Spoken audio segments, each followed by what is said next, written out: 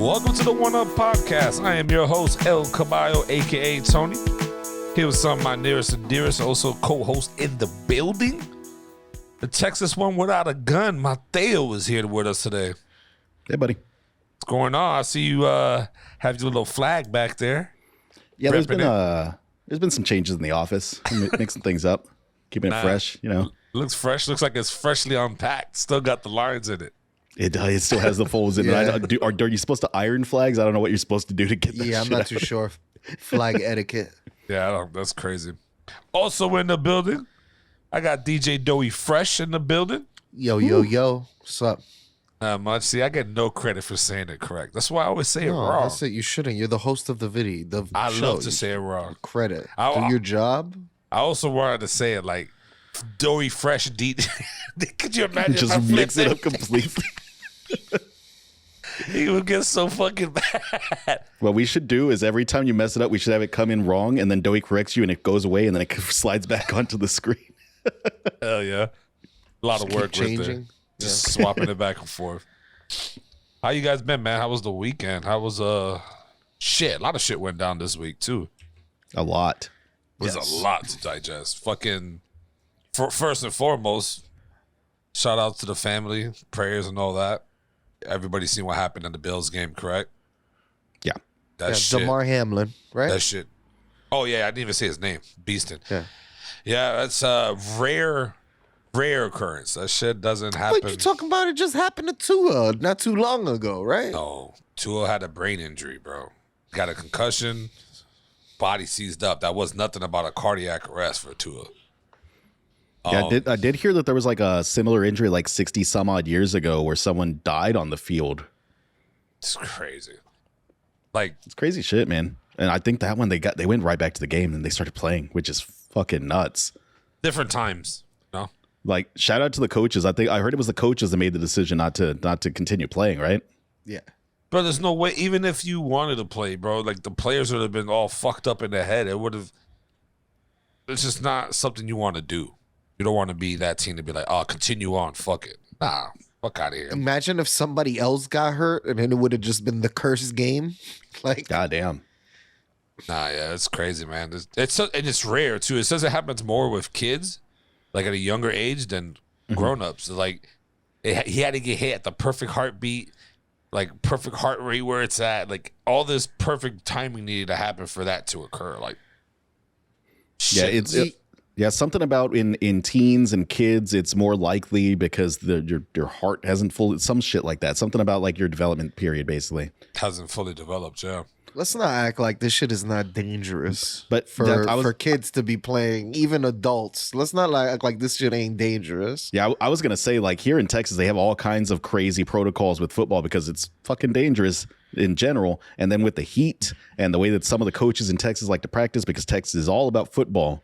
So they do 2, 3, 4 days during the summer, and then kids are out there passing out and getting heat stroke. It's a dangerous game, man. And the mentality behind it is dangerous, too. Yeah, the 4 days? That sounds crazy in Texas heat. I mean, Florida's got that wet heat, too, though. Man, that Florida heat is miserable, dude. That Florida heat is, you can't even feel yourself sweating. Bro, that shit is nasty. That's the one thing I hate. You take a fresh shower, you step outside, and within 30 minutes, you're sweating. It's like, just wasted a whole shower for no reason. It's the worst. Don't you remember how that used to be for you when you used to live down here in Florida? Yeah, I mean, it's pretty bad up here in the summer, too. It's it's terrible. It's dry up there. The city feels like it's cooking you as you're walking down the street. Damn. I don't think I was there ever for the summer. I might go there one summer, though, to see how it is. I heard everybody's outside. Didn't you come here this year? What time of the year did you come? That was during the winter. Was that the fall? I don't think that was the winter, was it? It was either fall. August or August around or fall time. When was it? July? I think it was more of October. August, October, I think. August would be summer. I would argue that August is summer. I don't know. I know I was up there. It wasn't hot. It was beautiful. We had a cold day and a little rainy night, but yeah, I think it had to be closer to October, bro. Yeah. Makes sense. I don't know. But no, yeah, man, football, all sports mostly is dangerous, but anything with full contact, obviously, you're going to have way more injuries. You know what I mean? But yeah, I was telling It was my, funny. I was telling my nephew that recently because he was telling me he wanted to get in football like I did because I played a little bit of football way back when and I wasn't very good at it, but whatever. But he was trying to do the same thing, and I was telling him and my sister, I was like, any other sport. I would recommend any other sport besides football. Go play baseball. Get good at baseball. Be a soccer player. Do something that doesn't require bashing your head against someone else. Yeah. Well, it was funny because one of you guys looked up what were the most dangerous sports, right? Oh, that was me. Yeah. Yeah, cycling ended up being one of the I didn't even know that, but it makes sense. Like, I would have never makes thought sense. I mean, if you hit someone going 20 miles an hour, you're gonna fly over the. You know what I mean? It's the amount of damage being caused, not only because you're hitting something and you're also flying off and hitting the floor. And there's like a pack of like 5 or 8 all bunched in together. So all it takes is one guy to collapse the whole fucking. Remember that? I don't think injuries happen like that. Bad injuries. I'm thinking like you're getting hit by a car. I think it's probably the pack ones, honestly, because you're talking 30 miles per hour, right? For like road racing, they're going up to like 30 miles per hour. And all the roads are closed, so it's not like a car is gonna come at you. Now I would wonder how extreme those injuries are, though, because I bet they have the most incidents of like injuries being reported. But are they that serious? Like, it would probably depend, right? A lot of them, I bet cyclists are covered in road rash after like a cycling season. Bruises. Because they're not wearing pads. They have helmets on, right? But they don't have anything else, unless I'm mistaken. The only pads is the ass pads, the helmets, and the gloves. I've seen some of them have gloves. Makes sense. Other than that, it's a thin layer. That shit Super go hard shit. I hate the way that all of that shit looks. As a cyclist, I even think cycling shoes, the clip-on ones, I'm like, bro, how come they can't make cooler looking shoes than what they have? Those shoes look so goofy. You want some Jordans that have like the clip-ons or something? He wants hip-hop and cycling. Some Tims. Some cycling Tims. That's so New York, bro. I ride with my Tims now. So I got my bennies, my little bennies on. They're like these metal pedals. They're really good. Yeah. Bennies. That's the name of the brand, or that's just something? That's the name of the Specialized bennies. They're like a special. It's real. I love them so much. I can't. Yeah. You guys want pedals? Specialized bennies. Hey, the idea of clipping myself into pedals for on a bicycle, that shit seems crazy to me. That sounds so intimidating. How do you unclip? Like, imagine falling or something. Like, how do you unclip quickly? It's like, is this a pull off? You have to learn. It's a thing. It's like an emotion you have to do in your foot to unclip. Yeah, you have to like slide them off. It's something like that. I don't know. I've never looked into it because I'm not anywhere near that level of cycling. I ride a little single speed bike out here. Yeah, how has that been going? Honestly, I haven't ridden in a little while. I need to pick up on it. Same thing with my motorcycle. I'm still investigating this electrical issue, so I haven't been riding my bike. Also, it's been fucking cold, man. It's been cold and miserable and wet, and that is not the time that I want to be out riding. It blows my mind. After you start getting used to being out in the elements, you'll learn how to layer down, and you'll learn how to put on stuff so that the cold won't really bother you that much. Fair. That shit's weird to me that Texas gets fucking cold. Or even snow at that. Like, it's crazy. It's such a hot ass state. Florida don't even get snow like that. And Texas gets snow. Fuck. Dude, the Texas weather is screwed up, man. Like it'll shift 60 degrees in like one day. Like it's nutty stuff. Go out we're all bundled up in the morning. By the afternoon, you're like stripping off all your layers and down to like shorts and a tank top again because it's hot outside. Yeah, that's wild. It's definitely cold up there though. If you see Doughy in his full tech outfit, for sure. Got the light breeze. Only time they pull them out is when you got that 40 degree with windshield of 30. Ooh, damn, we be trying to pull this shit out as soon as possible. As soon as it gets like cool, you're like, ooh, tech weather? Like, oh, maybe? Thinking maybe? Yo, you know what's crazy is that as the weather just changes so much, like in Florida, like how Doe says, all we need that shit is to hit like a 70. Motherfuckers is pulling out hoodies, fucking Like I seen someone pull out a goose jacket in Florida, my nigga. It was a In few weeks Florida. ago. No way. It got no cold. way. It got cold like 2 weeks ago or 3 weeks ago. It right? was at like 68. That to me, that's not. It's cold, but it's not like goose jacket cold, bro. You know what a fucking goose? I mean, you know what a goose jacket is, but it's a thick ass jacket, bro. That's why like 40-degree weather or something. Goose jacket. I'm like, Yeah. To be fair, it's only 60 in Austin right now. And I've got a beanie on. I've got a hoodie on, but I've got a cold in my apartment. I love cold weather, man. I run hot. I love cold weather as well. Like you can wear anything and not be sweating. That's like perfect cold weather. I can wear jeans, long sleeves, running around doing some type of, minuscule shit, and I'm not sweating. It's the best. It's the best. So I've got a question for y'all. This initially this is the one that I wanted to dial Bucho into the conversation for. Since we haven't tested that, he's just gonna have to give us his thoughts after the fact. Do y'all think that Wolverine from the X-Men? Do y'all think that he's got a refractory period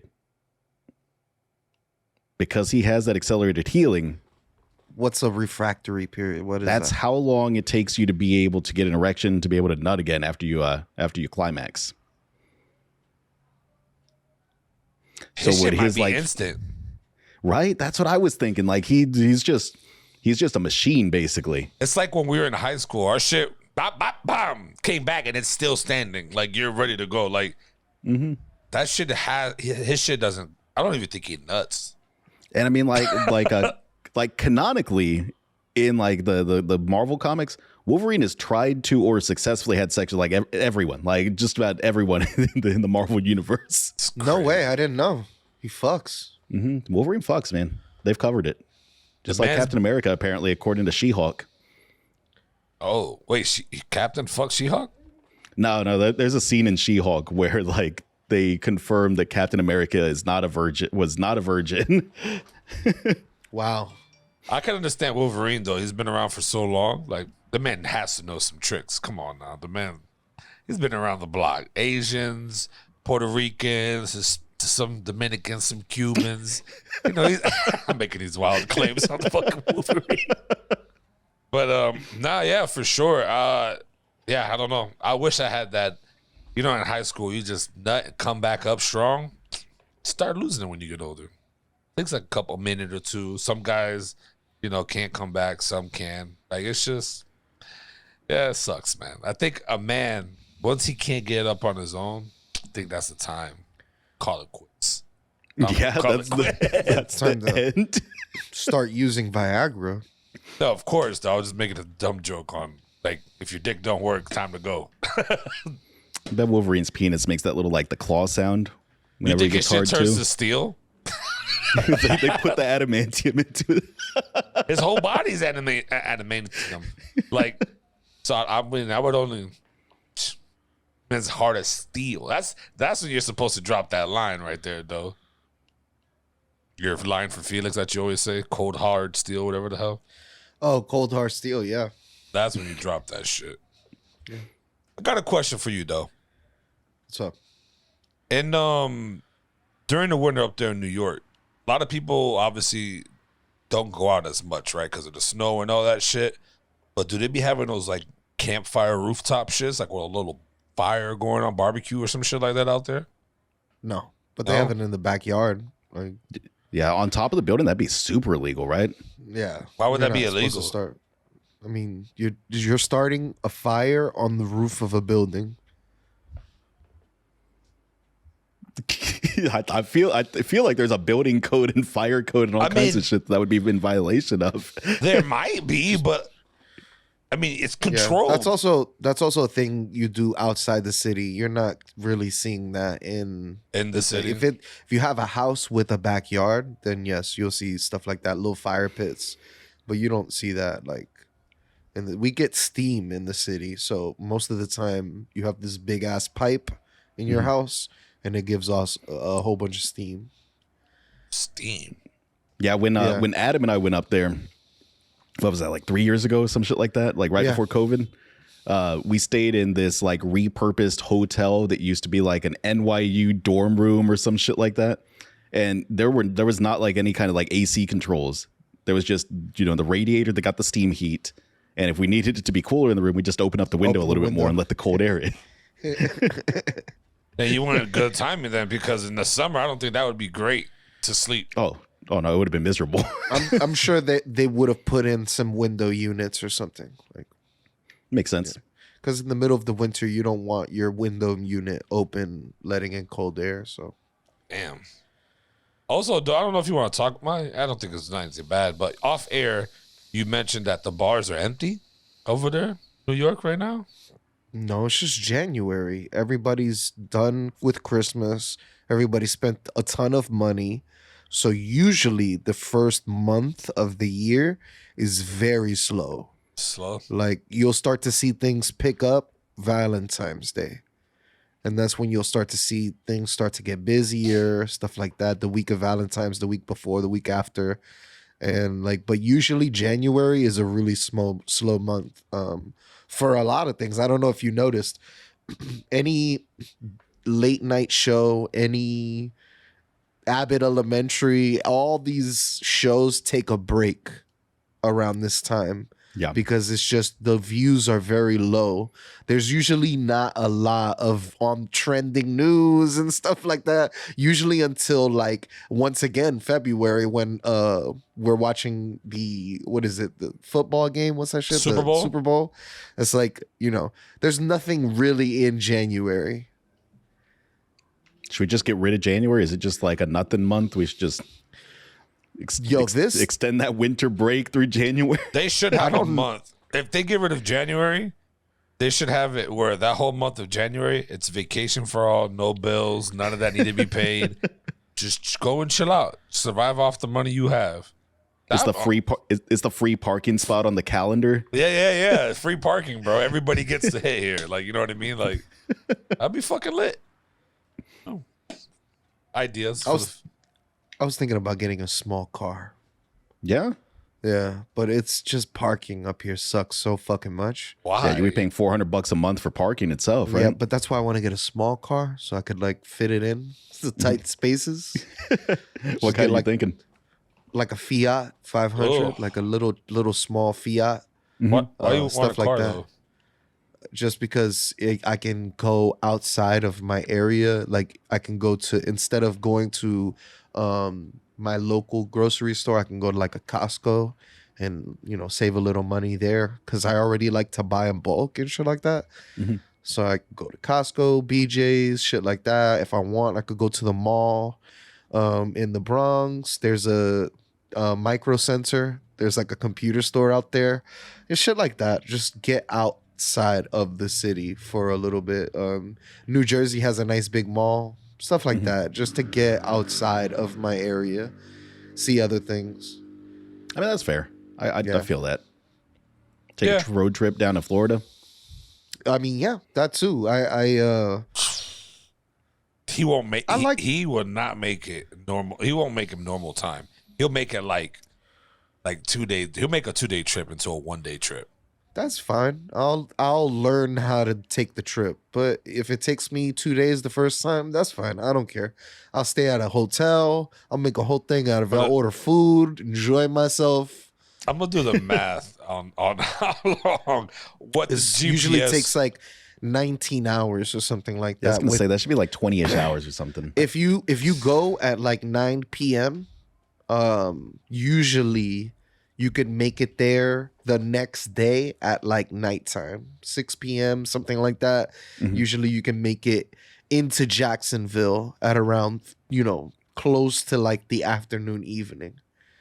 So right now, where Jesus is at to where I'm at, it will take me driving, mind you, it's 1,000-something miles, 17 hours and 18 minutes. Yeah. That's a long ass time. Yeah. That's not too bad, honestly. You got to account for morning traffic, whatever state you're getting into in the morning, though. So there's always that morning there's traffic. A level of that shit. Yeah, you got to. So you wanna make it past Washington because that Washington traffic, and there's this Washington D.C. is so fucked. Like there's this their highway goes in a huge circle. So if you don't get out on the right one, you'll just go for circles. Like you'll Damn. circle the entire city. Yeah, and we did it several times, and we're like, wow, we feel like we're getting nowhere. I'm like, yo, I saw this shit before. Who was driving? What a fucking moron! How do you? Yo, come on, all right. Who was driving? I was a child. Who do you think was driving? Oh, I thought you meant like when you did a road trip with your old friends, or you came well, down. definitely. That's what I. Oh, Diablo! You just put me in a corner where I gotta say your parents. That's fucking beast. That's what the fuck you, bitch. I'm even thinking road trip though. Like he took a road trip with all his boys. Yeah, that I think we made it good that time. Yo, we were. I don't think people understand, bro. Taking a road trip in the 90s, you didn't have fucking GPS, bro. There was nothing. You had to follow the person in front of you if you were road tripping with somebody else. But yo, that shit was a little scary. There wasn't GPS in the 90s. I could have sworn like late 90s there was GPS. Who had the money for GPS in the 90s? You. Let us know how much GPS you had, Tony, please. They had those little Garmin units or whatever, but I never saw one in person, dude. I mean, for the most part, my dad had the map. The TomTom. My dad traveled from here to Mexico in the 90s. Like, that shit's, to me, it sounds crazy without a map. But you just gotta take them. You're misremembering what we did in the 90s. There were two options, right? First off, you had those big ass fold out maps that no one was ever able to fold back in after they unfolded them that first time. Nope. Shit's impossible. It's like a puzzle. The second thing we did is you would map quest it. That is true. Yes, we had MapQuest. Imagine losing one of those sheets. Yeah, that's it. Or making one wrong turn and having to go like figure out how to get back, and it was fucking would suck. Nah, that's crazy. I couldn't imagine, like, bro, shit now, if we had the technology we had back then and this year, these kids wouldn't survive, bro. They wouldn't survive at all. They could go find me a phone booth real quick so I could call somebody, or here, use this beeper, or like, it's crazy. You know bro. what I was thinking? What? I wanted to take a trip to Palm Beach, go on Federal Highway with my bike, and just ride it to as far as I can go. Maybe Boca Raton or fucking Fort Lauderdale, maybe, and ride it all the way back up. On your up bicycle. to Palm On my Beach? bicycle. Palm Beach, yeah.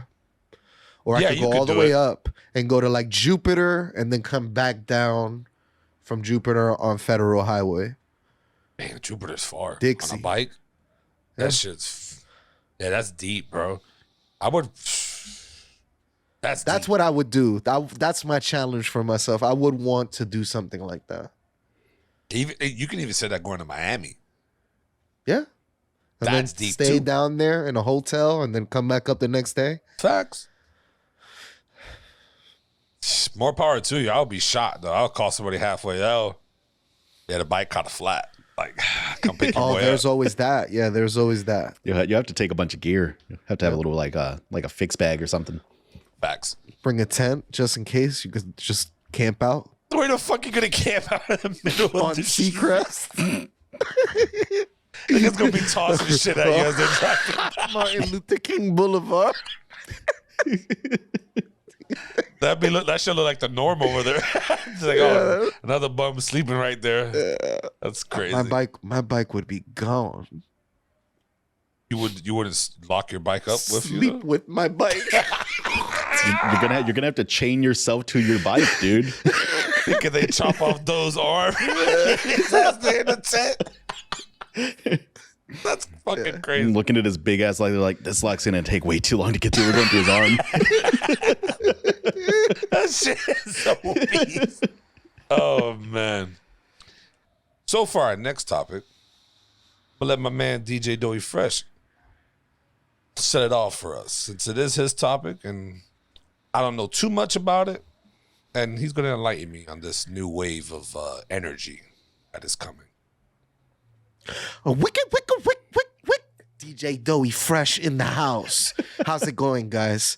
There is this new thing popping up that is getting people conflicted on, and I think we need to just talk about it and see what the feeling is in the room. It is a subject that a lot of people have an issue with. It's called Drag Time Story Hour. These are normally performed in public libraries or schools, and it is, drags are men or women, they thems, that dress up and they perform in front of children. In this case, there is no nudity, there is no risque stuff going on. This is just solely them reading children books to kids.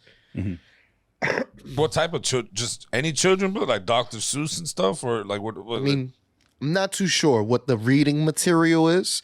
I would think that it is progressive, forward-thinking reading material, though. What some people would like to call woke, right?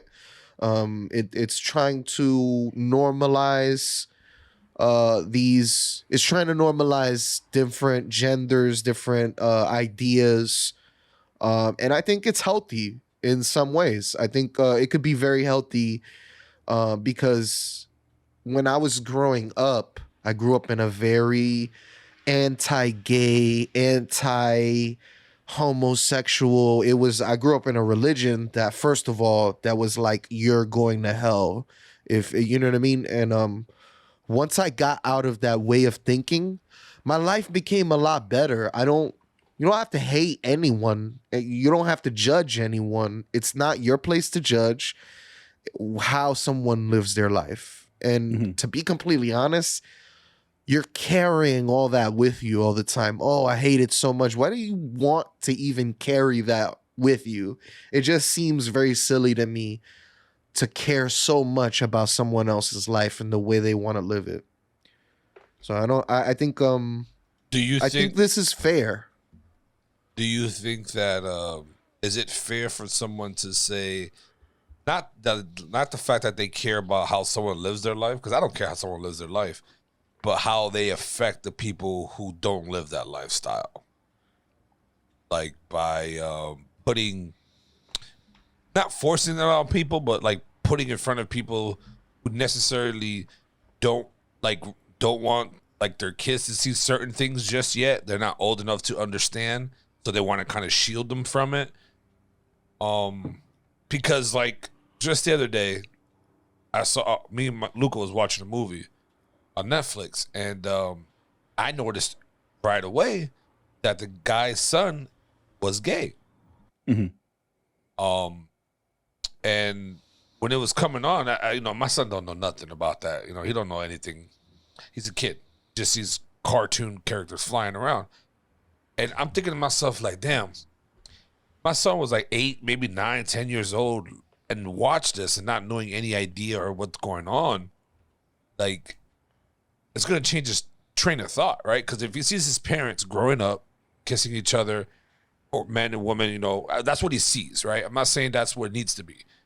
And then he sees a TV show and it's different. Not necessarily bad, right? But are like, it's going to start throwing questions up, and then you got to answer it, and then maybe you're not ready to explain it, or he's not ready to really understand, because you don't never know how kid's going to capture it. So almost like the storybook time thing. Like, I don't know what they're reading to the kid or what they're trying to push onto them, or if that's the right word. I don't want to seem like I'm starting an agenda here. Yeah, I think that's a charged word, like trying to push something on them. That's why when a lot of people, that's their argument, is like, you're pushing your sexuality, but aren't we all doing that? Yes. Isn't that what every single person is doing? Like, you're pushing some sort of agenda on your child, whether it's a heterosexual agenda or religion. I just feel like this is another version of that. But I feel in my time as a man and getting older, I don't think it's right to persecute these people for reading a book to some kids. No. Yeah. I don't. I think there should be an age requirement. or something, right? Like there's I Well, don't well, I I don't mean, know. for a lot of these, I don't know about any like in schools or anything. I haven't looked into that aspect. But I mean, for a lot of these, like you're not going to the library and they're just going to force your kid into this or anything. You're not going to the bookstore. They're going to force your kid Yeah. into this. These are events they schedule, right? Like these are you're bringing your kids here to experience things. There's one here in Austin where they do. It's always children books they're reading, right? Like they're not like it's not like anything crazy that they're reading. It's children books they're reading, and there's one here in Austin that it's bilingual, so you can experience different cultures potentially that way. If you're a family that's not bilingual, or if you are a bilingual family, that you can show your kids that things are accepted like that. The way that I've always thought about it is they have like these you've heard about like the princess story times, things like that, right? Where like they'll read like princess stories and the woman will come in dressed as like a princess. I think of it the same way. Like drag performers are just they're very like vibrant kid kind of colors. Like a lot of the drag performers I see, they have these very bright costumes and these like exaggerated like awesome like makeup themes done on their face. I think it's cool. I think that there's something about like the way that the drag performers present themselves that kind of vibes with children. Like they're over the top performers and they're performing to kids, and kids are the people that eat up kind of over the top performers.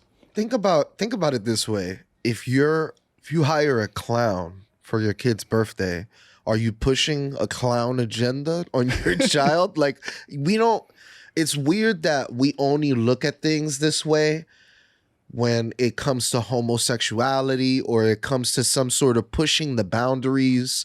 I find it weird that we don't call anything else like pushing agendas, only when it comes to like gay people. Well, the initial reaction to somebody who's not open-minded would be like, because that's normal, right? And then because that's the initial reaction. Like, oh, like I'm not pushing an agenda on my son if I'm kissing my wife. That's just normal. That's because we love each other.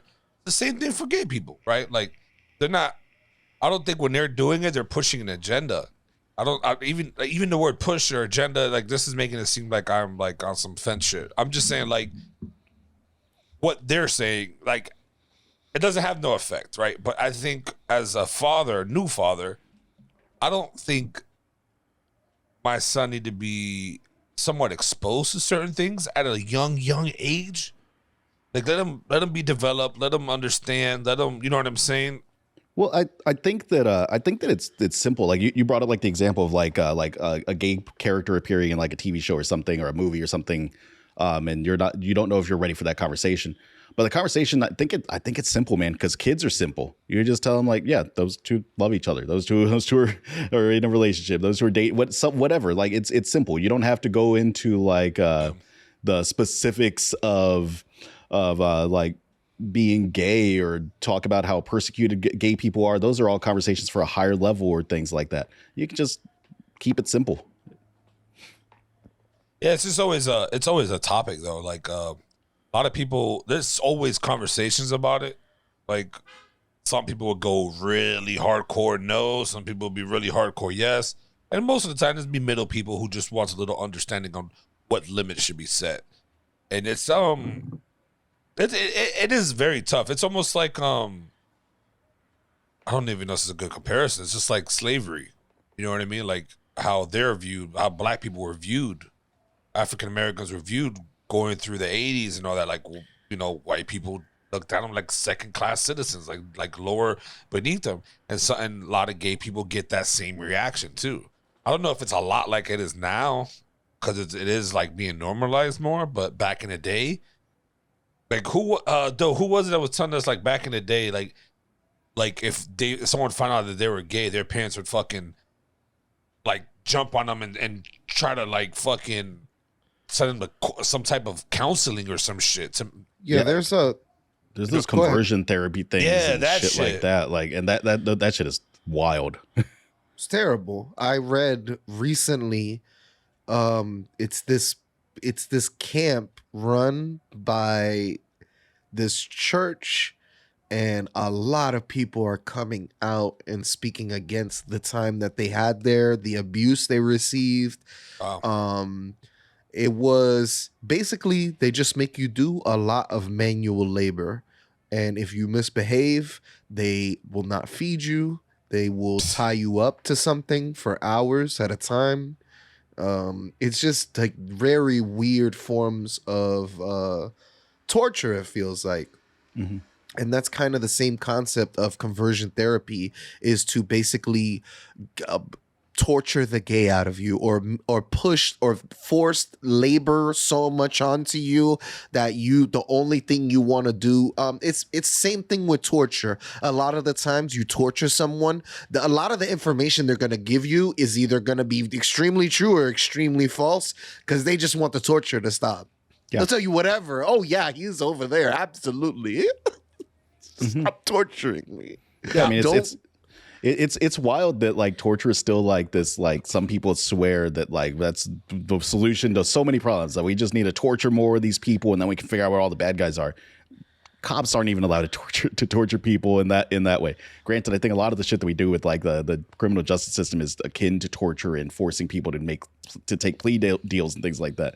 But they're not actually like, they're not waterboarding you, at least at the police station or anything like that, to get you to sell out your homeboy that was selling something down the corner or something. That's waterboarding you for information. That's fucking beast. Shit. Half of the time, all they need to give you is McDonald's, bro. You ever seen them niggas bring out the McDonald's and the detectives? And bro, them people start talking right away. And it's like, damn, bro, some of these people just are hungry. Like literally, they don't eat, you know what I mean? I'm like, that's wild. You get a number one with a cigarette. They good to go. The first 48 show that shows you that shit. Yeah, some of the conversations around this topic I think are not necessarily bad. I have a problem with the way that a lot of it is presented though, because like when you start talking about like the agendas and the gay agenda and shit like that, most of the time what people are talking about is just the fact that gay people exist, and they're like they showed this gay person in a show. This is part of the gay agenda, and it's like, no, man, gay people exist and they happen to be in this show. It's the same reason that we love seeing diversity in TV shows. So as a group, I think that none of us have ever been upset that they have more Mexican people and Latino people and black people and brown people in TV shows, because we love seeing that. We exist, and shows like Friends pretended like it's all white people living in New York, and we're just now getting to see ourselves in spaces. It's the same thing for gay people. It's the same people for drag performers. It's the same people for all kinds of people. It's not an agenda. We exist. Let us be in the media that's pushed out. I gotta be 1,000,000% complete. I feel like anybody who hates any other group of people that much, I just don't want to be associated with them or like around them. Like, oh, you're homophobic? Thank you for letting me know. I know that you're over on that side now, and I can not fuck with you appropriately. I don't have any room to even explain it to people. I'm just like, one time my friend told me there's a war going on. What are you talking about? Yeah. And he's like, yeah, it's on the TV and they're trying to expose our children to gay ideology. And I don't want my kid watching that. And, you know, and that's all fine and fair. Everyone, like my mom did not let me watch Power Rangers. My mom did a whole bunch of shit that a lot of people would be like, oh, that's so beast. But that's the way my mom wanted to raise me. And that's what happened. You know what I mean? Your parents get to raise you up to a certain extent. And I think when, you know, if you feel like your child is not ready for that, that's completely normal, right? To get nervous and be like, I don't think my kid is ready for this. That's completely normal. And if somebody explains it like that, like that's cool. It's just how much of that is attached to hate and actually hating those people secretly, and not like it sucks. People are just playing out outside with it. And just because I know that our man Pucho, I think would have to have this question. What was the problem with Power Rangers? I'm asking that myself. Violent. It was the same problem with the Double Dragon. It promotes violence. We're beating, you know, me and my brother will watch Power Rangers. And then you get all hyped up in that kung fu, dude. And we started kicking each other. And my brother would get really aggressive with me. Like, we will start to fight for real. I love it. So, Yeah, my mom, was not feeling that. Maybe your mom was right that you guys weren't ready for Power Rangers. Shit's crazy. So I think more or less it was, just trying to curb the action in our lives. I didn't realize y'all were going full SpongeBob and Sandy Cheeks in your karate matches. Yeah, me and my brother had great battles, and it was crazy. Well, there was one time we had like this. You remember the little Tonka toy thing with the yellow roof, and it's just like you could push it. It's like a little cart, the little red the car. little cart. Yeah. We would set up,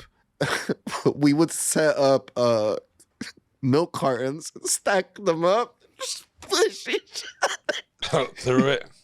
Yeah, and it would just go everywhere. We did that with all sorts of stuff. We did it with the big wheeler, and then we put a milk carton on our heads for protection and just ram each other. Yo, so just to get back on topic, is it a problem that now the story time thing? Is it an actual person dressed up as a drag reading the story and all that? Mm-hmm. Do you think that's a bit excessive, or that's just trying to promote, like, okay, this is the norm, I'm reading it, like, or can it just be them in regular clothes? Like, why do they have to be drag outfits? I think it's I don't know the exact reason why it started, honestly. I haven't looked into the roots. I would assume it's just they're performers, that's how they perform, and it started at some libraries where they were just doing some outreach. I mean, they're performers. I don't know if you've ever been to a drag show, but they're just very over the top. There's big personalities. Drag shows are a blast. There's so much fun. Yeah, it's just lip syncing and dancing and music and just big awesome makeup. Very some of them are doing more like realistic makeup. Some of them are just very much like over the top performer style. It's fun stuff, man. Yeah, I've never been to one. Not once. But yeah, as far as like why specifically this started or how, I could not tell you. I don't know. Doe, you've been to one, right, Doe? You're on mute. You're muted, bud. Yeah, I went to one with Mateo when I was in Austin, and I've been to one up here as well, and it's a lot of fun. The bar that I go to, they host RuPaul's Drag Race. And when they do the drag race show, they have a lot of popular drag queens there. It's a lot of fun. The place is packed when that shit is there, and it's a real good time. If there's one thing that I could say about gay people and my friends that are gay, bro, they know how to have fun more than anyone else I know. Like they know how to have fun. And they know how to go out and enjoy themselves, and it's a real fun time. I'm not gonna lie, I enjoy myself. I laugh, and it's nice to interact with different people. Personally, I love the fact that New York is so culturally diverse. There is a layer of racism here. Like, don't get it twisted. This is not like saint and sanctimonious New York. Like, there is a level of racism, but we all learn how to live with each other, and we all learn how to tolerate each other, and it's nice. To be completely honest, you have a lot of my neighborhood it used to be a bad neighborhood, so a lot of the remnants that are still here, we're collabing with them now, and it's cool. I like it a lot. I think people should get to know their neighbors, and if their neighbors so happen to be gay, get to know them. You know what I mean? Know that they're not gonna be a danger to you, and you know what I mean? I hate all the shit that comes associated with it because I've met a lot of cool people, and it's a lot of the things that I used to believe when I was high schooler, middle schooler, when I was in religion. I don't believe in any of those things anymore. You're a changed man. Yeah, it's good. It's positive. Change is good, always for the better. You know what I mean? Some things don't need to be changed, and some things do. Yeah. And the view on people, treating people with respect. Like you said, you ain't got to like what they're doing. You ain't got to treat them with respect. They're a human being just like yourself. They got emotions, they got feelings, they got, you know what I mean, their own shit that they deal with day to day. At the end of the day, just respect somebody and that's it. Respect their wishes, respect what they, even if it's negative. You know, I'm not saying like even racist people or people who are homophobic, they, you know, whether or not their views are clouded or whatever, just respect each other. Don't, you know what I mean? Don't disrespect. Have your opinions because everybody has them, and keep them to yourself if they, you know, if they're super negative and shit like that. So I don't know if I'm completely on board with that. I'm not saying that you should punch Nazis in the face, but I'm never going to tell anyone that it's bad to punch a Nazi in the face. I would rather know. I would rather know someone's racist and know their intentions so I could stay away from them. You know what I mean? I don't want to fuck with somebody who's secretly a racist. That shit I would not want that to happen. So, Proud Boys, let yourselves be known in the chat. You know what I mean? First of all, if you haven't already, let's get those likes up, all right? We need to get these likes up. We need to get these subs up. And we need to get these shares up. Mm-hmm. Okay? These algorithm games we're trying to play here, we do it for y'all. Okay? y'all. Also, if you're experiencing any type of depression, we know this time of the year, the sun goes down very early. It's seasonal depression time. You're always welcome to come into our chat, into our Discord.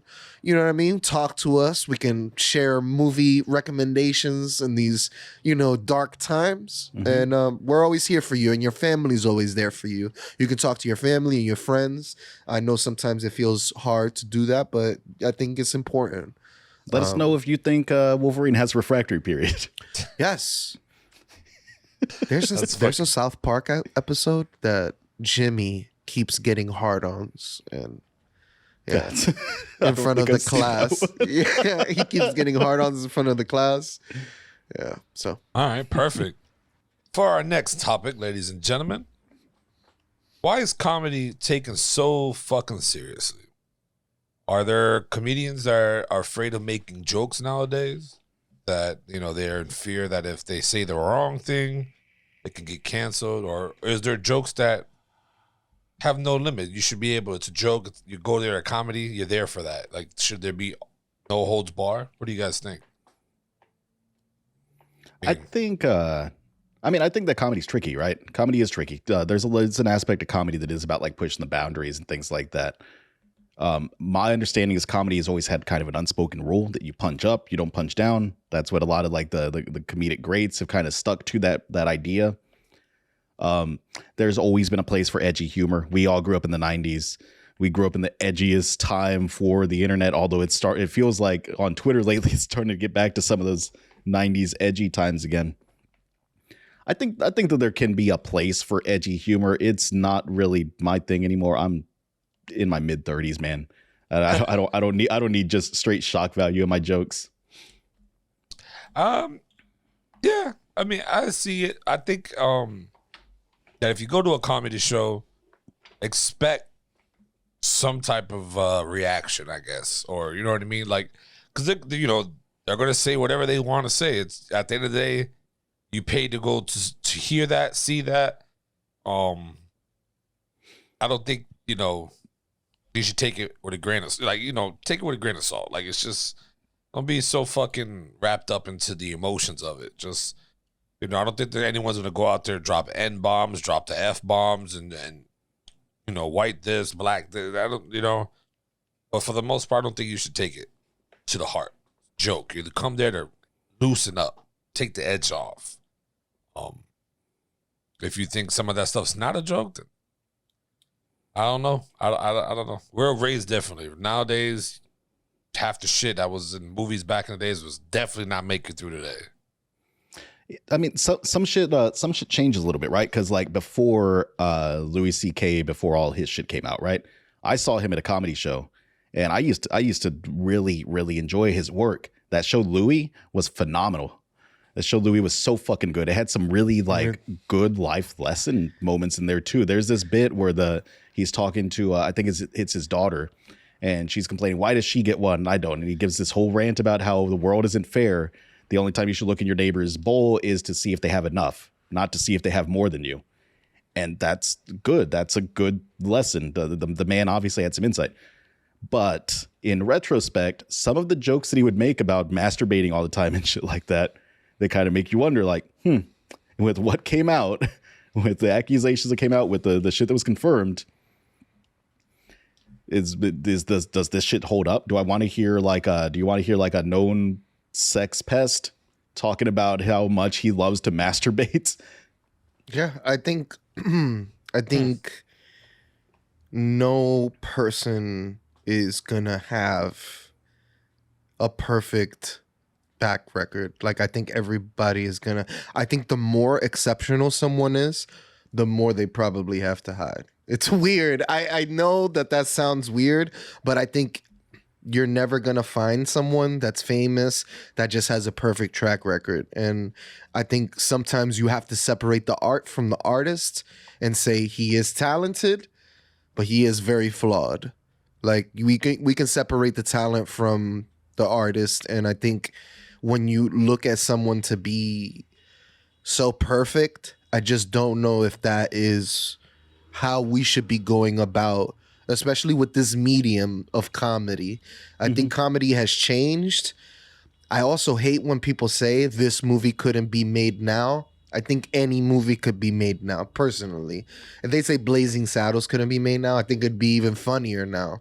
Because I think we've gotten past that point where anybody who's any legitimate sort of racist, like, I'll laugh at those people.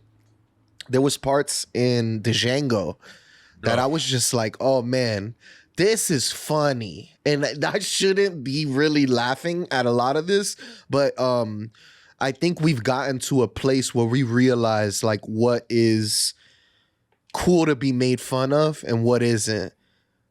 I think if you look back and look at black comedians in the 90s, Def Jam, Paul Mooney, I think you should go back and look at a lot of these. Paul Mooney, if you want to talk about edge, like, that dude was saying shit that no other black comedian was saying.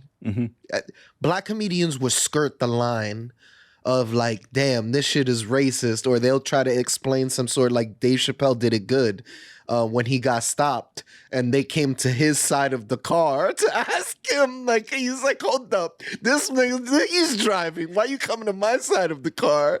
I mean, that Dave Chappelle joke that ends with I'm sorry, officer, I didn't realize I couldn't do that, might be one of my favorite jokes of all time.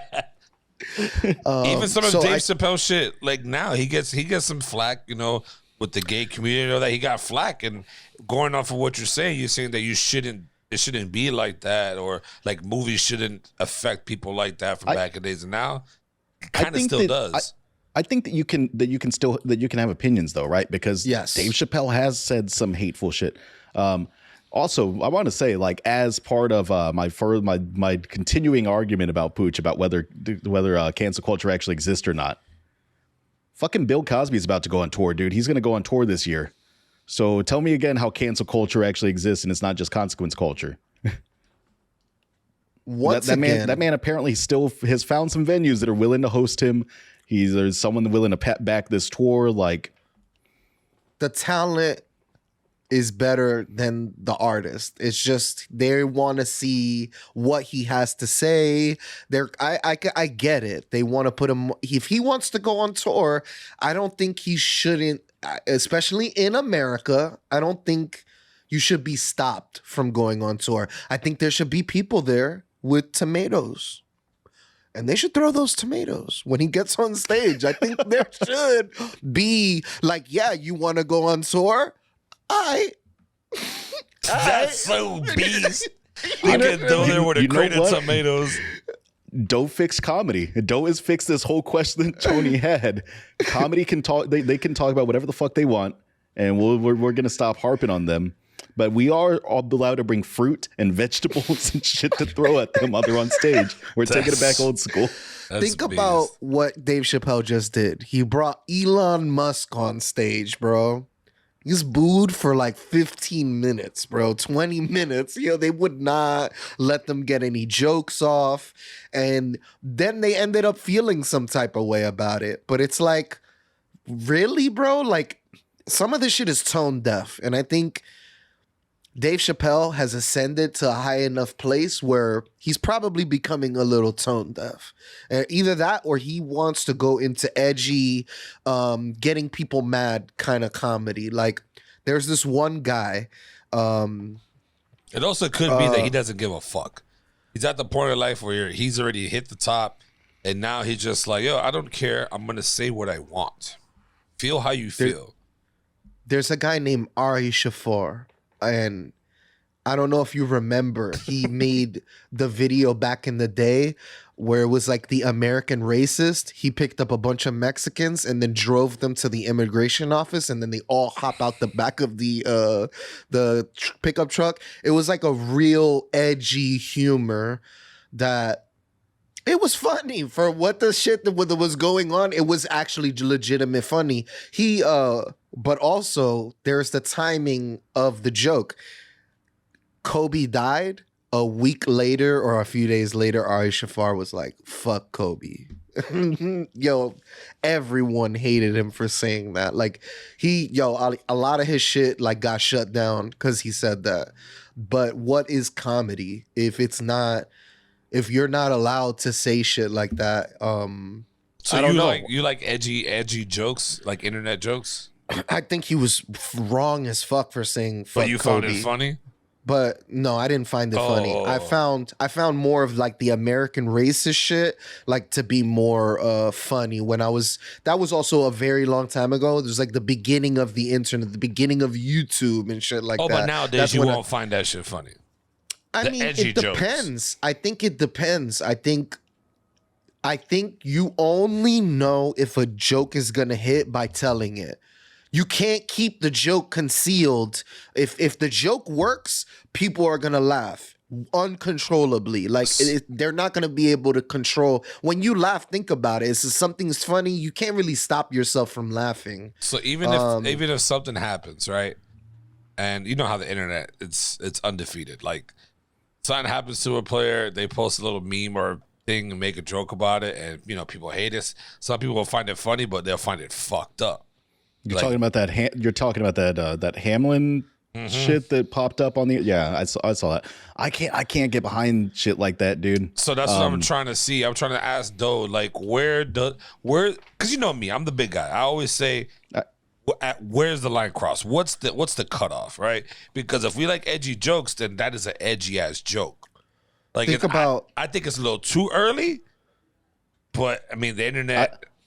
I'm more on board with the fuck Kobe than like the making jokes about Hamlin at this point. Honestly, at least Kobe he's got some skeletons in his closet, where like it's not necessarily fucked up to say that you have some problems with Kobe as a person. He's got that whole rape allegation bullshit from whenever the fuck, I don't remember how long ago it was.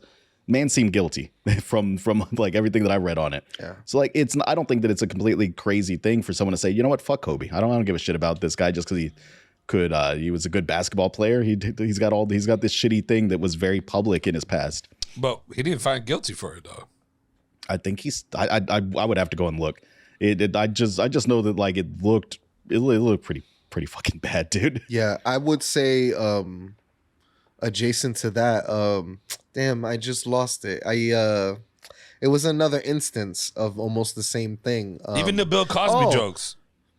Queen Elizabeth, when she died, how many people were fucking slam dunking that shit? Hard. Yo, it fucking right away, bro. It was we chanted USA on show. I was just about to say like those shout out. They're all on the episode. Like so. You got to think about it.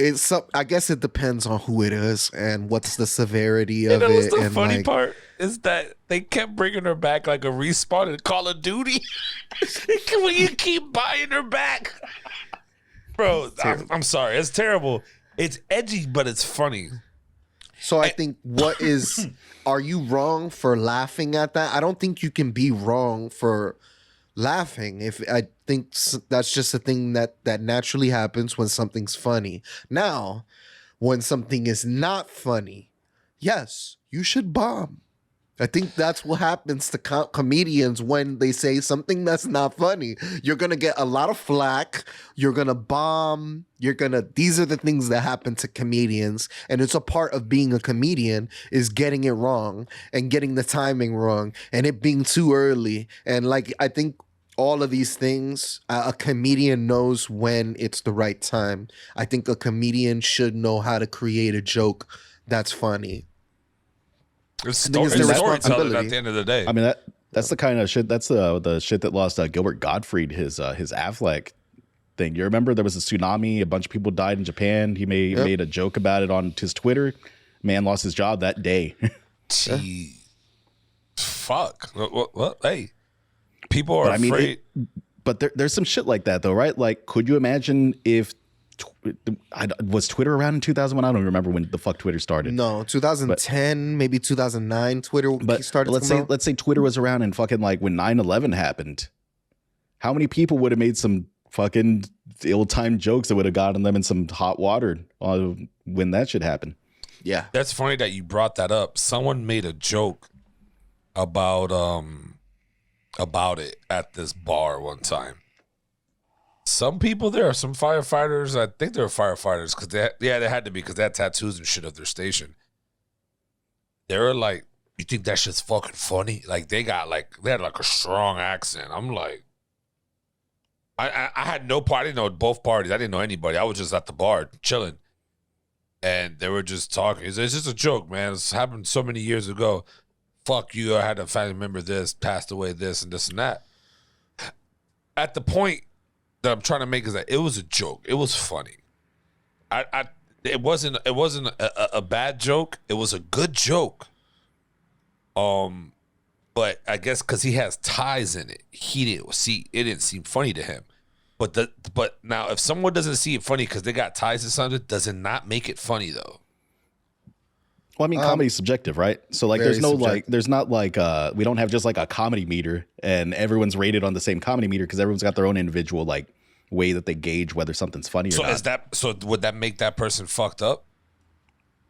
For me and for that person that was offended by the joke, absolutely. That was the most ill-tasting thing that he could have joked about there, right? Yeah. I mean, there was a time where the internet was all crazy about like Holocaust jokes and shit like that, man. I don't think that shit is funny. I don't think that's some shit that we should joke about, like a mass genocide of a people. But that was some shit on the internet for a while, like especially back in the edgy early days of the internet. Hey, I didn't know that. A lot of military members share a lot of dark comedy with each other and shit that like memes and shit that you would be like, whoa. Yeah, I mean, there's some jokes that I find funny, but that's what I'm saying. It's just there's some really suggestive things. I think comedy is warped in that way. That is just. I think if you're making a joke that is edgy and you don't gauge your audience properly. Yeah. So you say making a veterans joke or in front of a bunch of veterans is going to be a bad joke per se. Yeah, I would say so.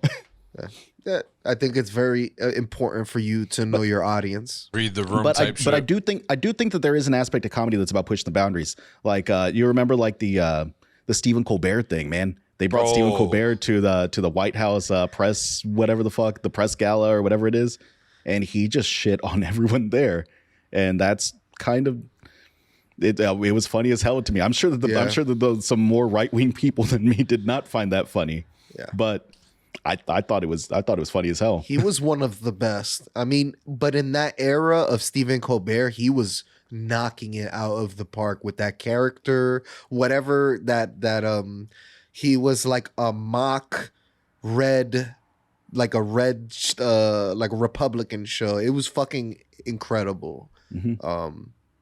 I actually miss those type of informative news comedy things that they don't really do it as good as anymore. If like ask me. I'm curious to see where the Daily Show is going to go with their guest host and who they're going to bring on as their full-time host. I think they should. I think definitely it should be somebody. It shouldn't be like. I don't think they should revert. I think they need to be, open with their. I think it should be like an Asian dude now. An Asian dude. Yeah. I think it should be like an open seat, and I think I do think though, just to go back to the comedy shit, like Kevin Hart, he got a bunch of flack for his comments that he made. He lost a hosting gig. Yeah, think about that. What that one girl and this guy, this Aries Spears, which is not really very popular, and then it was the girl. Which one? What's her name? She's super popular. They made a real pedophilic, like some real pedophilia content. Together. I know what you're talking about. Yeah, they made like a skit where wasn't it like a casting couch thing or some shit like that? It was so wrong. It was so fucked up. And that shit was on Funny or Die for a long time. And then people dug it up.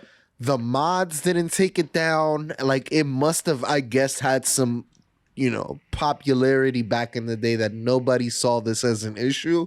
But I think it was something called In a Pedophile's Eyes. And they kept playing R. Kelly, and they left this little kid alone with this uncle figure. And then the uncle figure took off all his clothes and he was just in underwear. And they got him doing suggestive shit with toys. And it's a little kid. And they recently settled with the family and everything. But like, this little kid should not have been included in this skit. And basically they keep replaying the song "My Mind Is Telling Me No, but my body is telling me yes." Yeah, it was real big. It came out last year, year before, or something like that. I remember chatting about it with you, but like, crazy. Yeah, there's some shit like that where people just I don't know, dude. Like, you can get into a weird headspace when you start doing this edgy humor. When you start thinking like everything is off limits in comedy, which I don't necessarily disagree with, but I think that there are really bad ways to approach that line of thought in comedy, and there's better ways to go about it. Tiffany Haddish is the woman. There you go. That's who. It was Tiffany Haddish and Aries Spears were the big people behind that skit. Mm-hmm.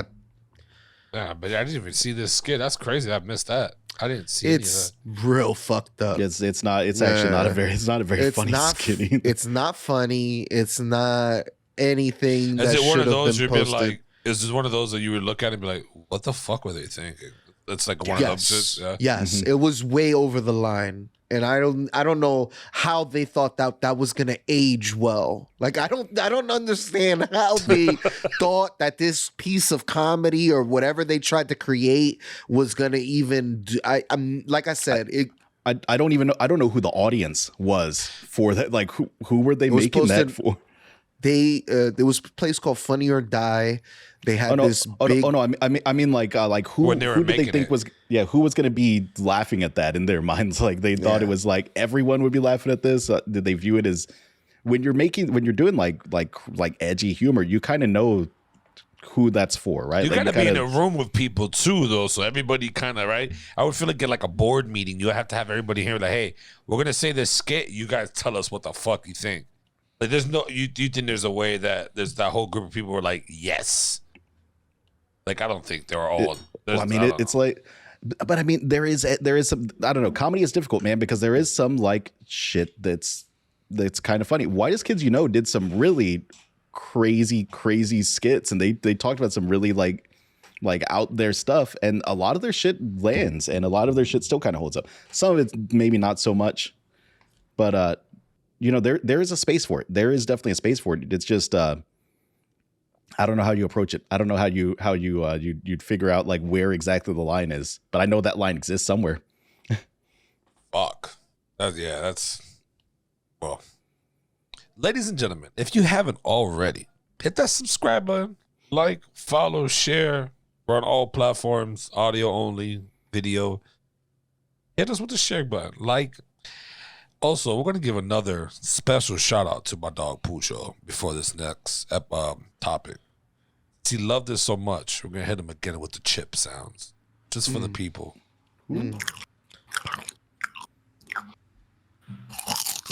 There we go. That second bite. It's a good bite. It's the greatest crunch. They should use that shit in movie theaters, like in the movie productions. I think we created a sound. We might. I got a request for a clip of Doughy's laugh, like the specific section of Doughy's laugh from the last episode. So I sent that along to someone. I don't know what he's doing with it yet, so we'll see that pop up at some point, probably on Twitter. That's awesome. Gonna be crazy. So this next topic is gonna hit home for everybody that watches this episode or the show, the pod, or in life in general. When you feel so burnt out in everything you do, whether it's work, life, family, friends, whatever the fuck it is, we all hit this burnt out mark or height or level where we're just done. We got to take a break, take a seat back, relax, and unwind because we just can't move on no more. And yeah, I think I've hit that quite a few times just in a matter of a month or so. I think I hit that a lot. Same for Doe, same for maybe Mateo himself, you know what I mean? Like, what do you guys do when you get burnt out? First off, tell me how you get burnt out, what makes you get burnt out, example-wise, and what do you do to get unburnt? Because this shit is for the people at this point, man. Because, yeah, I don't know. Stressed. I think sometimes there's nothing you can do to unburn yourself out. I think it just is a process. You have to let it process I also think you have to go back to doing the things you love and find some enjoyment in life when you feel like that. Some of it is a little bit of depression, the seasonal depression when it gets very dark very early here. It's like 4:00 and the sun is already down over here. I'm like, that shit is not cool. I'm like, I'm not getting enough sunlight. The days aren't long enough. The nights are very long. It's cold. I was even wondering the other day, like, what do you do in the winter? Like, what is there to do? Like, you got to go to fucking museums and shit. It's all like indoor things. But there's not a lot to do in the winter and the very dark times. So I think it's very easy to get burnt out in the winter times over here. I think the summer is a lot more vibey. So everybody's in a better mood in the summer. You're getting a lot of that vitamin D because you're getting hit by the sun a lot. So I think there is a period. All right. Yeah. Yeah. I mean, a boss of mine told me one time that you get burnt out when you're working on something and you don't have a direction, you don't have a goal that you're working towards. So then, like, whatever you're like, this from a professional's perspective, at least, right? So, like, if you don't know what the hell you're contributing, you don't know what you're actually building towards, that's when you get burnt out. That's why you see a lot of burnout in, like, like service industry jobs, because there's not necessarily goals. Depending on your management, they might not have, there's not necessarily a goal in mind. It's just every day is the same. We deal with customers. Some of them suck. Some of them are all right. Some of them are right in the middle. And then the next shift is the same fucking thing. That's what we're dealing with. Yeah. So part of it is figuring out what your goal is. Well, what do you want to build towards? What are you trying to accomplish long term? You know. Even if you have goals or things, I think you still can get burnt. For sure. Like, I mean, I'm pretty sure this podcast probably burnt off some of us. You know what I mean? Like, I'm pretty sure work, especially family is the biggest burnt. You can get burnt out from family pretty quick. They come with that same bullshit. And, you're not doing goals out of family or nothing like that, business-wise. You know what I mean?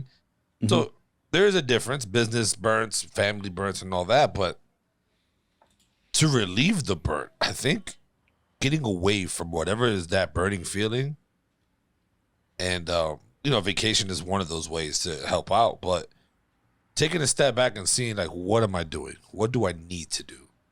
Like, more like self goals and, like, for yourself, not like for work or family. Just more like, what do I need to do so I don't get back to this feeling? 'Cause, I mean, you could get tired. You can get, burned out from that and shit, but I don't know. I think it's definitely easy to get burnt, but not easy to fix it, I guess.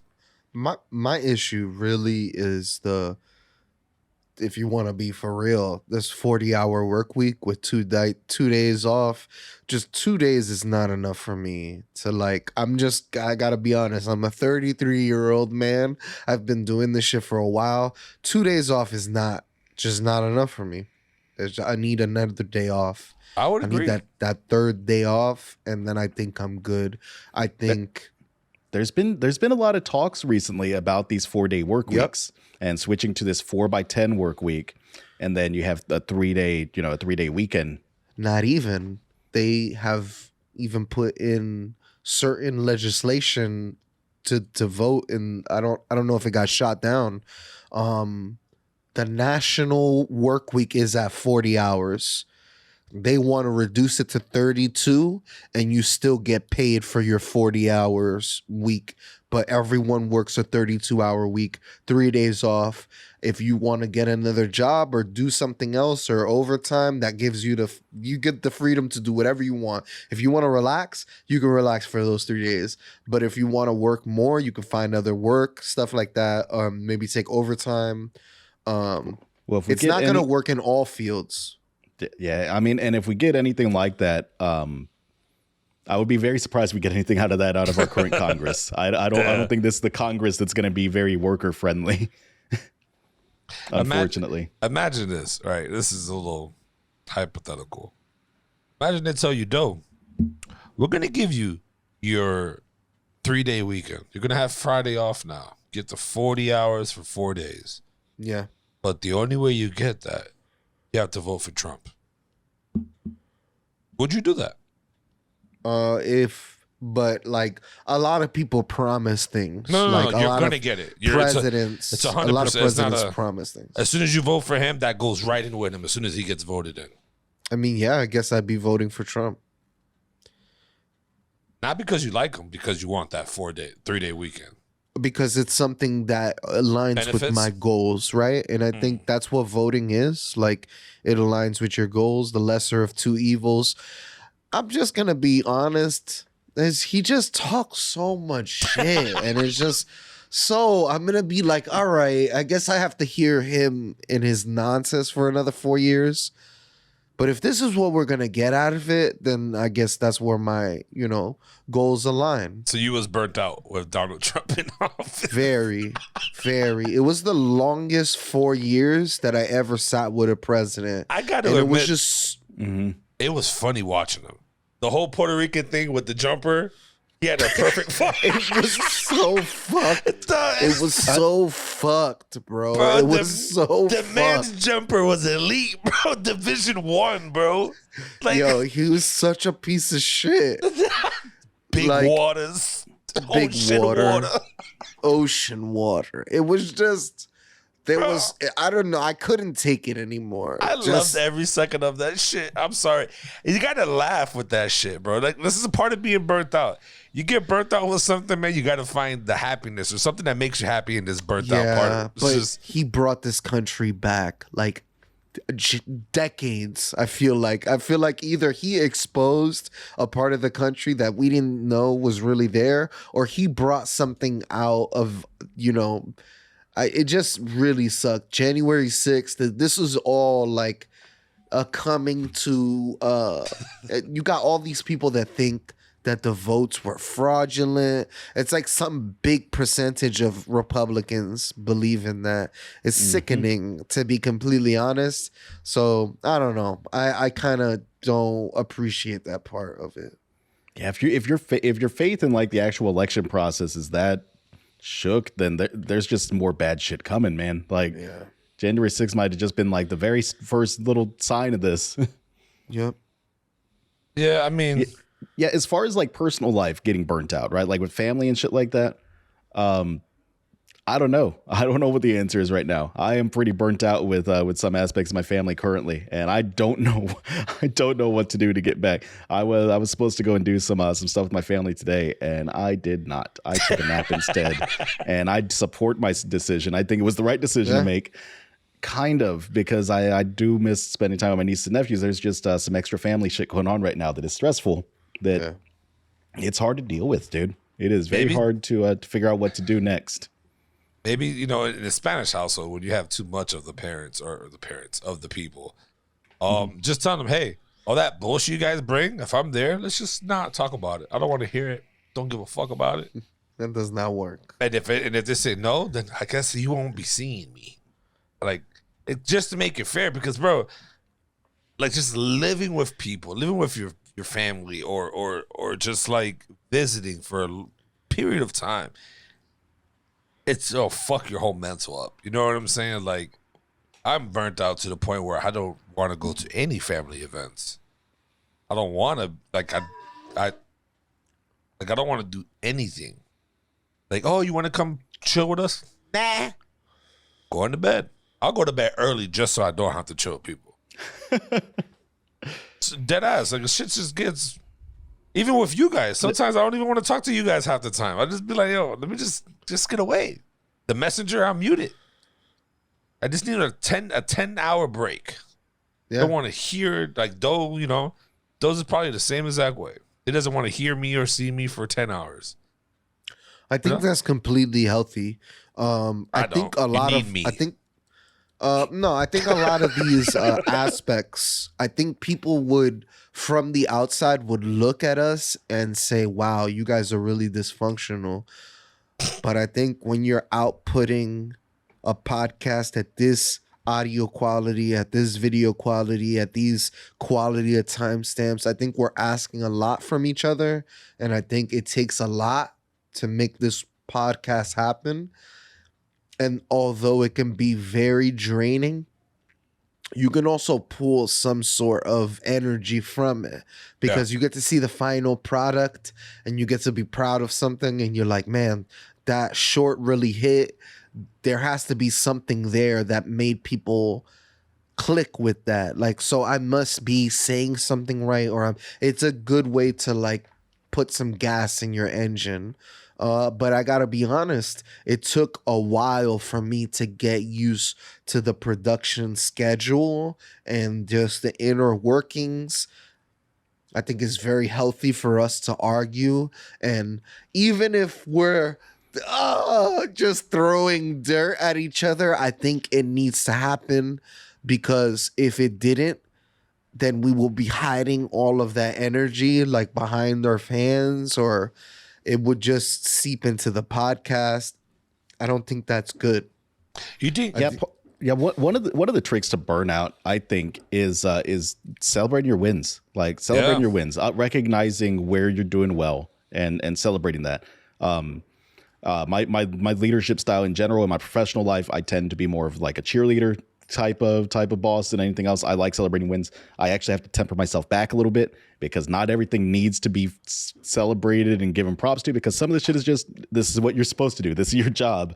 Yep. But my natural method is, I like to celebrate wins. I like to give people props when they do things. I like seeing things done well.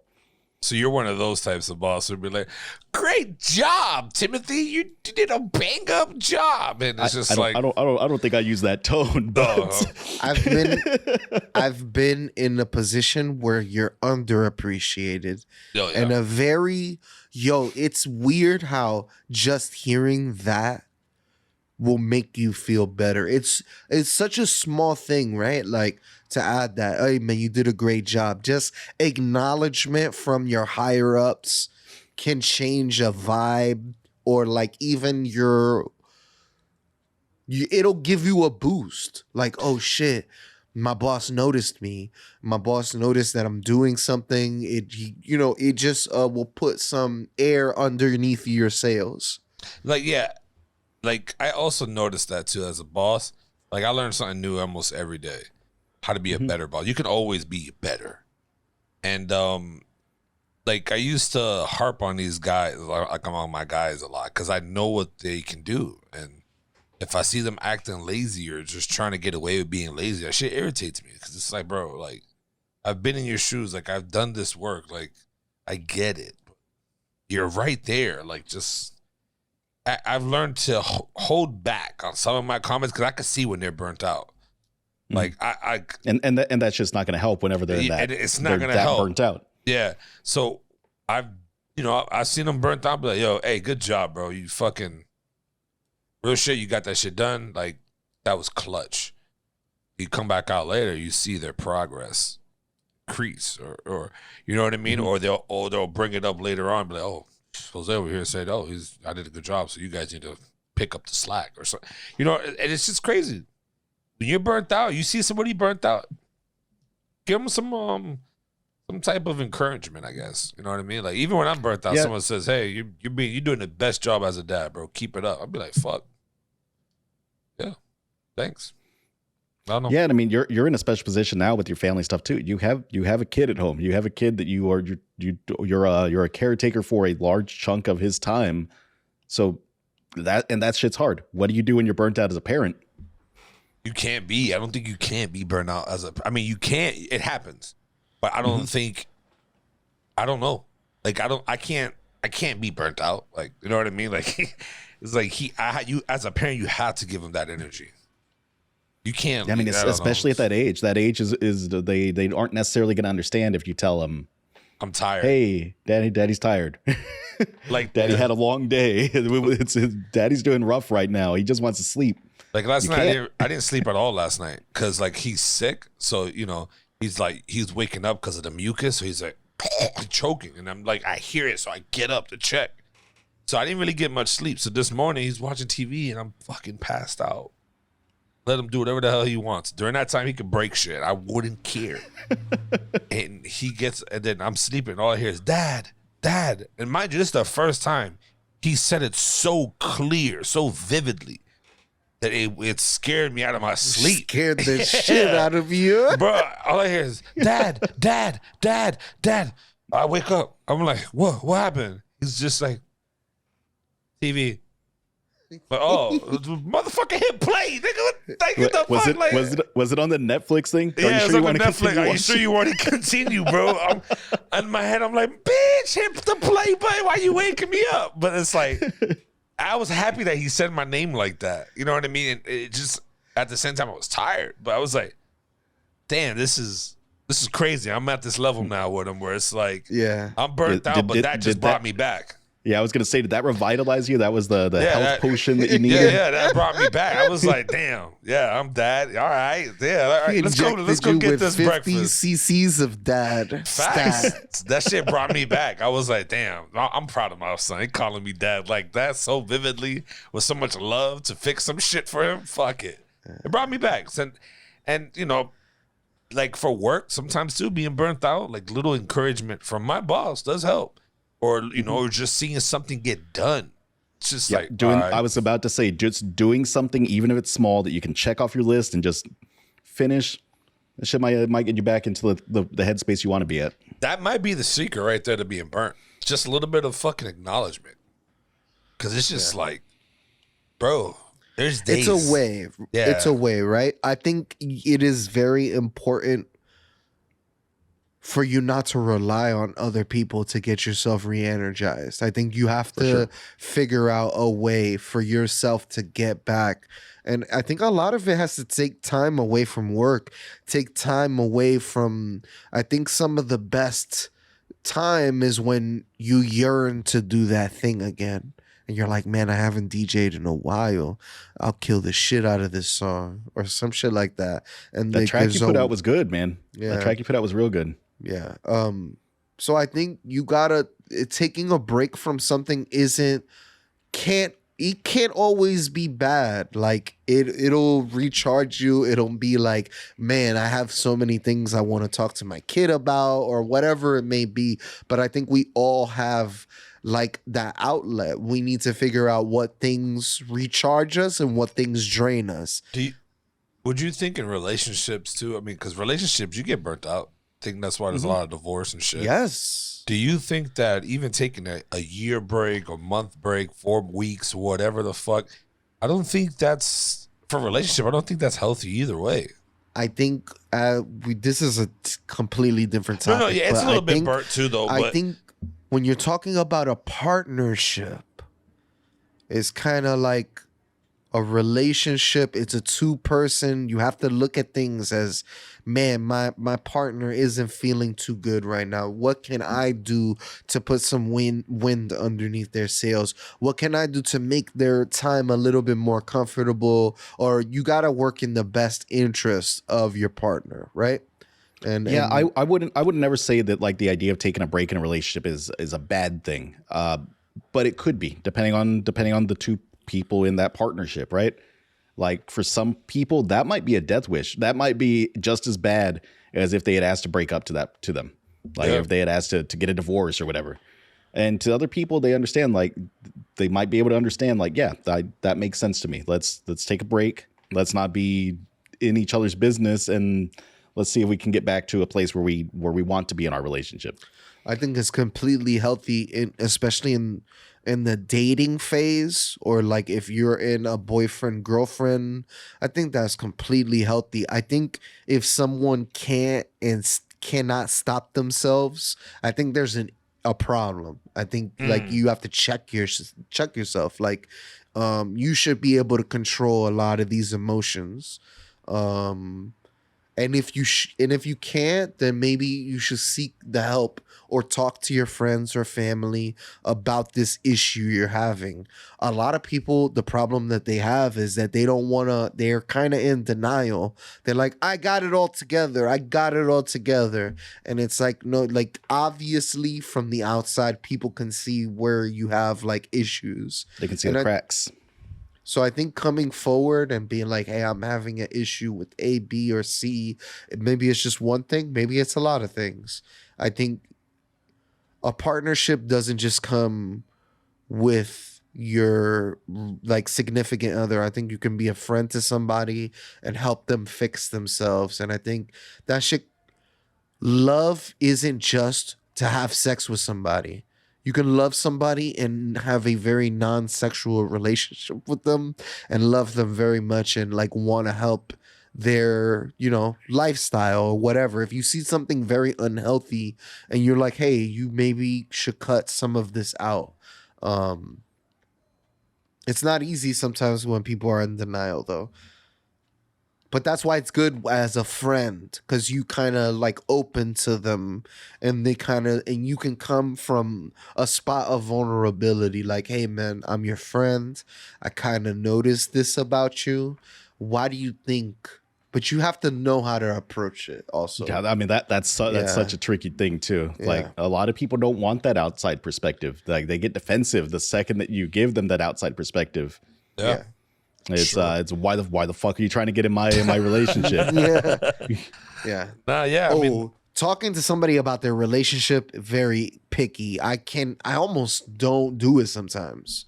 You just listen, I think, is what they really want. Most of the time, they just want a listener. That's always been my approach. When someone is trying to vent about their relationship or they're talking about their relationship, I just listen. If I'm directly asked, that's my cue to give something. But otherwise, I'm just here to listen for you to vent to. Yeah. Oh, yeah, for sure. Being burnt is a terrible fucking feeling. Shit is weakening. It should put you to sleep, like legit. You get tired. You just taking naps. I mean, some part of that is definitely like depression going on if you're using sleep as a cope, for sure. Really? Absolutely. You don't think you're taking a little sleep? Like, I think it depends on how you're using it. If you're using sleep as a coping mechanism, it can be a sign of some form of depression, some amount of depression. And it could just be seasonal affective disorder, which gets a lot of us because, like Doughy said, sun's going down early. There's not a lot of sunlight. There's not a lot of socializing going on right now. So if you're extroverted and that's how you recharge your battery, it could lead to these things. Yeah. Shit. Take care of that mental. Take care of that mental, ladies and gentlemen. If you stuck with us this long through this episode, hit that subscribe button. Like, follow, share. We're on our social media platform. You feel it burnt? Plug us in. If you're burnt from us, plug us back in. But it is not okay to take a break from the One Up podcast. Can't. That's a fucking Fendi. That's Can't take a offending. break. Although, where has the whore connoisseur been? Oh, Calling you out. Calling her out. Let All her right. know. I want to know. Always, people. But like I said, it's okay. It's okay. You want to take a break from us?